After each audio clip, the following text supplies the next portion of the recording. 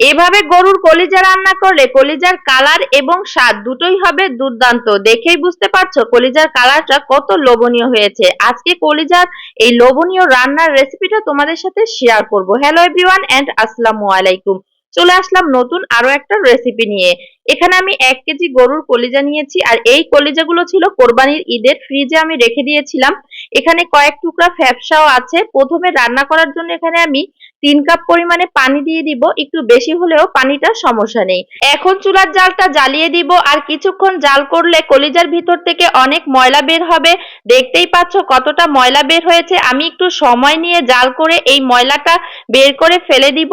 অবশ্যই কলিজা রান্না করার আগে কিন্তু এই কাজটা করতে হবে, তা না হলে কলিজা রান্না করলে কলিজাগুলো কালো হয়ে যাবে আর একটা গন্ধ আসবে, খেতেও ভালো লাগবে না। এই পর্যায়ে আমি একটা ছাঁকনির মধ্যে ঢেলে কলিজাগুলোকে ভালো করে ঠান্ডা পানি দিয়ে ধুয়ে নিব। কলিজার উপরে এখনো কালো কালো ময়লা আছে, এগুলো ধুয়ে আমি পরিষ্কার করে নিয়েছি। এখন কিন্তু কলিজাগুলো সব পরিষ্কার হয়ে গেছে। আরো উপরে একটা পাতলা চামড়া থাকে, এই চামড়াটাকে কিন্তু ফেলে দিতে হবে। সবগুলো কলিজার উপরের পাতলা চামড়াটা এভাবে ফেলে দিয়েছি। এরপরে এগুলোকে ছোট ছোট করে কেটে নিতে হবে। কলিজাগুলোকে ছোট ছোট করে কাটলে এর ভিতরে মশলা ঢুকবে, আর মশলা ঢুকলেই কলিজাগুলো খেতে কিন্তু দুর্দান্ত হয়। এরপরে একটা কড়াইতে দিয়ে দিয়েছি 1/2 কাপ সয়াবিন তেল, তার সাথে 1 কাপ পেঁয়াজ কুচি, দারুচিনি, এলাচ, তেজপাতা আর লবঙ্গ দিয়েছি 3টা করে। এগুলোকে এবার হালকা একটু ভেজে নিব। কাঁচা গন্ধটা চলে গেলে এড করে দিব গুঁড়ো মশলা, 1 চামচ পরিমাণে হলুদ, 1 চামচ মরিচের গুঁড়া, 1 চামচ ধনিয়া জিরার গুঁড়া, স্বাদ মতো লবণ, উঁচু উঁচু করে 2 টেবিল চামচ আদা রসুন বাটা। এবার মশলাটাকে তেলের সাথে কিছু সময় ভেজে নিব। এরপরে অল্প পরিমাণে একটু পানি দিয়ে দিব।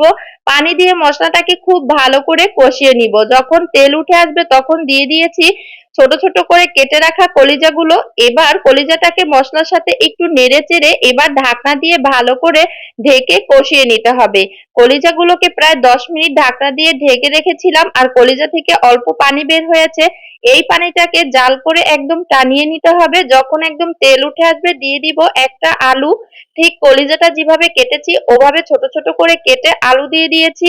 এবার আলু দিয়ে কলিজাগুলোকে আবারও ঢাকনা দিয়ে প্রায় 10 থেকে 20 মিনিটের মতো কষিয়ে নিব মিডিয়াম হিটে। এই পর্যায়ে কলিজাগুলো খুব ভালো করে কষানো হয়ে গেছে।